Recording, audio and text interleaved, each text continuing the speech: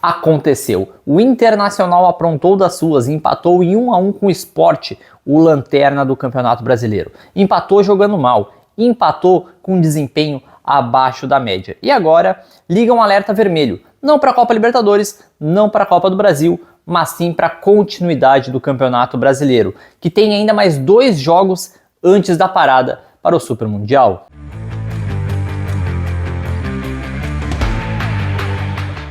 Bom, assim, para começo de conversa, o início do Inter na partida, ele foi igual ao que vem sendo nos últimos jogos. Lento, desatento e com pouco foco, leva o gol aos 7 minutos de jogo, numa falha coletiva da defesa do Inter, e depois, com o Antony falhando para ser a cereja no bolo desse início desastroso do Colorado no jogo.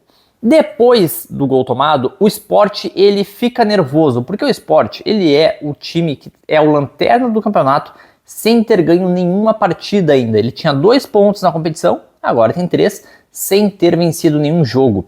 O Antônio Oliveira, que é o atual técnico do Sport, na sua estreia tomou 4 e aos 20 minutos de jogo foi chamado de burro pela torcida.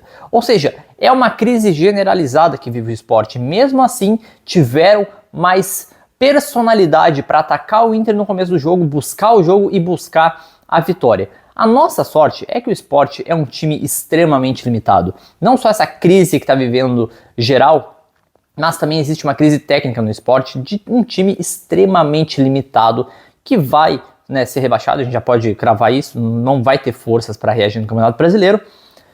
E ele fica nervoso, o Sport ele não sabe o que fazer com 1-0, o Sport não sabe se continua propondo o jogo e tenta buscar um 2-0, não sabe se fecha, e ali a partir dos 15, 20 minutos o Inter até consegue criar um pouco mais de volume, mas sem efetividade. O Inter tem posse de bola, o Inter tem passe, mas sem efetividade, sem realmente chegar com perigo ao gol do Sport.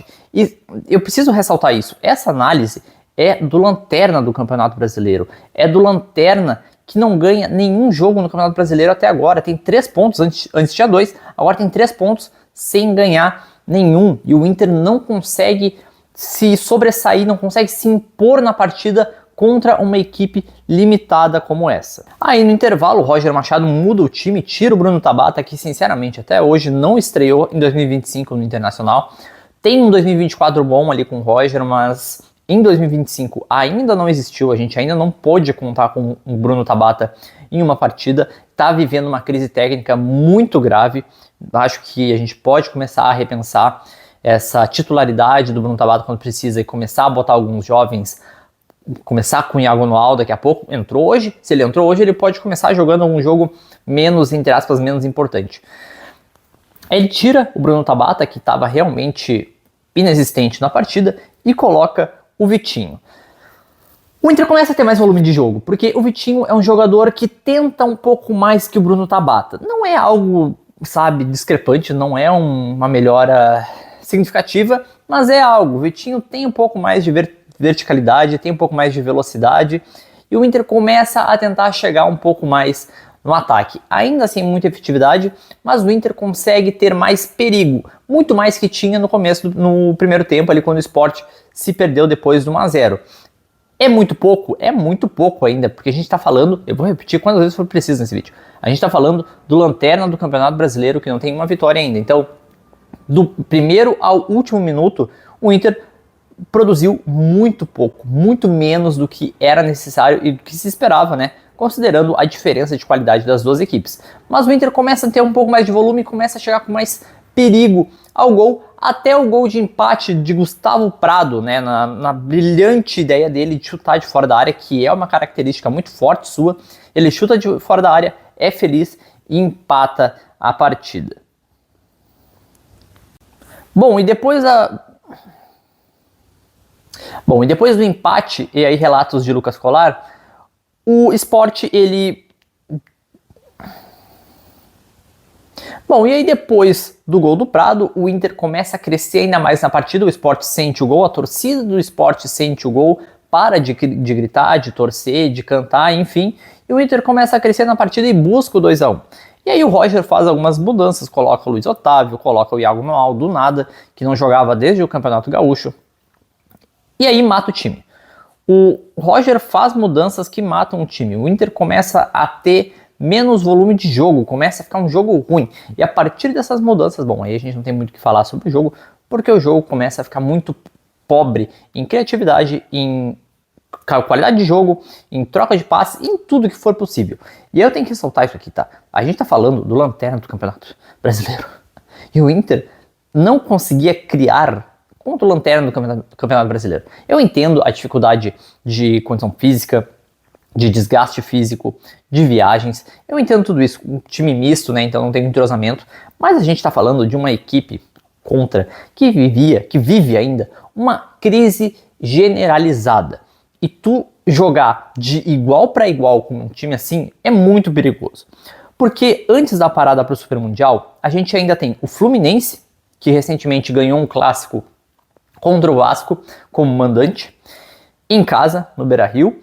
E a gente tem depois o Atlético Mineiro, que apesar de também não viver os seus melhores momentos, tem um time muito bom. Tem um grupo qualificado fora de casa o jogo contra o Atlético Mineiro. Ou seja, as chances do Inter ir para a parada do Super Mundial na zona de rebaixamento são reais. As chances do Inter passar um mês inteiro na zona, né, e aí a gente tem que remoer isso, tem que começar a trabalhar isso para a volta do Inter em julho, são reais. E isso vai ser um inferno se isso acontecer. Porque a gente tem agora, quarta-feira, a decisão contra o Bahia, e depois a gente tem esses dois jogos. Só que pelo desempenho do Inter, só pelo que o Inter vem desempenhando nas partidas, eu não consigo acreditar que a gente vai ter forças para ganhar do Fluminense e ganhar do Atlético Mineiro. Eu não consigo ver isso. E eu sei que pode ser uma visão meio crítica, uma visão meio negativa do momento do Inter, mas eu não posso fazer uma leitura diferente pelo que o Inter me apresenta. Eu não posso vir aqui e projetar duas vitórias contra o Atlético Mineiro e contra o Fluminense, tendo ainda o desgaste da decisão contra o Bahia, pelo que o Inter vem me apresentando. O Inter não consegue performar contra o Sport, o Inter não consegue performar dentro de casa contra o Mirassol, e esse é outro ponto que eu quero falar daqui a pouco, que é a coletiva do Roger, mas o Inter contra equipes mais fracas, mais tímidas, mais limitadas, o Inter não está conseguindo criar.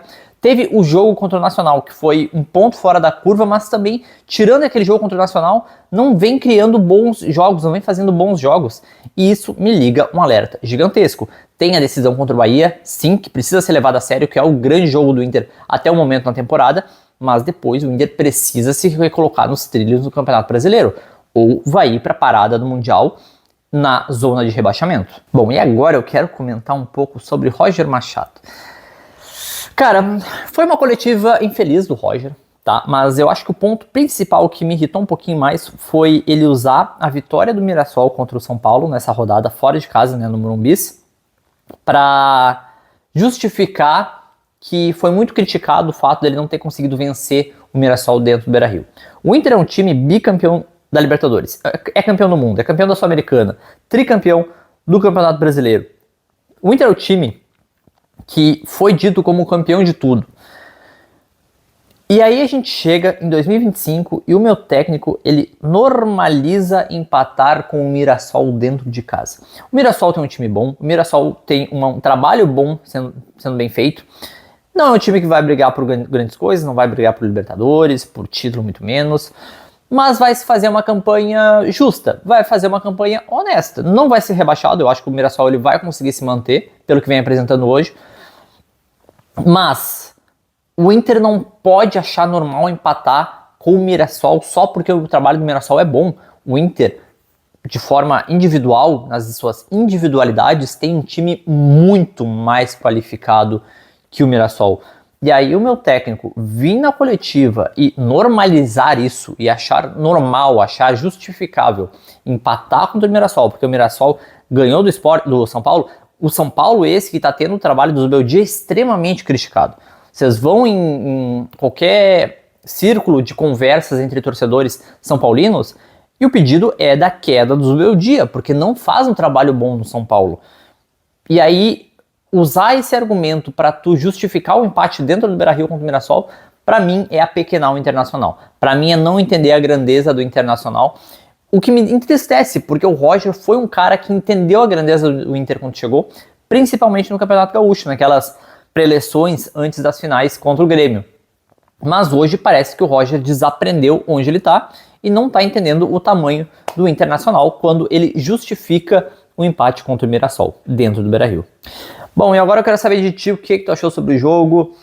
Preocupa, não preocupa o fato de ter um time misto alivia um pouco as críticas? Ou vocês acham que mesmo com um time mais alternativo tinha a obrigação sim de ganhar do Sport? Comenta aqui, me segue, deixa o like, ativa o sininho e sobre o melhor em campo, cara, pra mim eu vou botar o Prado como melhor em campo porque ele pelo menos teve personalidade de tentar um chute de longa distância e fazer o gol, sabe? Coisa que a gente não viu, por exemplo, no Bruno Tabata, que é um jogador que, como eu falei, até agora não apareceu. Vitinho também, por mais que tenha dado um volume maior de ataque no Inter, também é um jogador com pouquíssima, se não nenhuma personalidade. Ali faltando 2 minutos para terminar o jogo, tinha uma chance dele ir para um contra o marcador do Sport. Ele resolveu recuar a bola para o Antony, recuar a bola para a defesa e não tentar esse último ataque. Então também é um jogador muito pouco criativo e de muita pouca criatividade, de personalidade. Então para mim para dizer que alguém foi melhor em campo hoje, vou dar os créditos ao Gustavo Prado por pelo menos ter tentado fazer o gol e ter sido feliz na sua finalização. É isso, pessoal. Obrigado por ter assistido até aqui e até a próxima. Valeu!